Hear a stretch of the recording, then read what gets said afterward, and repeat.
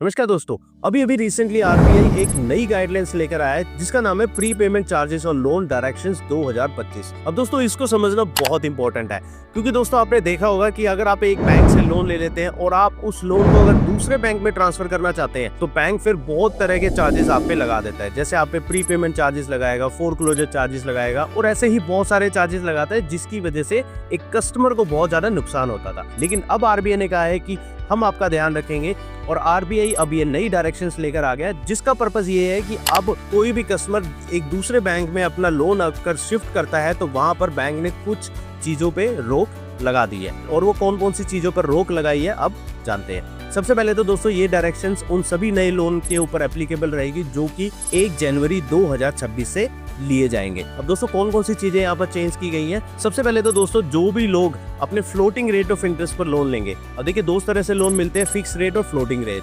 जो भी floating rate of interest पर लोन लेंगे उनको कभी भी बैंक प्री पेमेंट चार्जेस नहीं लगा पाएंगे।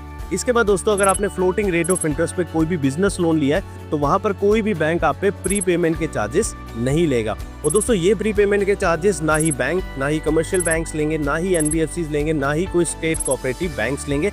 और कोई भी बैंक्स भारत में जो भी ऑपरेट कर रहे हैं कोई भी बैंक इसमें प्री पेमेंट के चार्जेस नहीं ले सकता। और साथ ही दोस्तों आरबीआई ने ये भी कहा है कि ये प्री पेमेंट चार्जेस में जो चेंजेस किए गए हैं ये सभी चेंजेस अब ग्राहक को की फैक्ट स्टेटमेंट में बैंक आपको लिख कर देगा, जिससे आपको बहुत ज्यादा ईज होने वाली है अगर आप एक बैंक से दूसरे बैंक में अपना लोन ट्रांसफर करवाते हैं।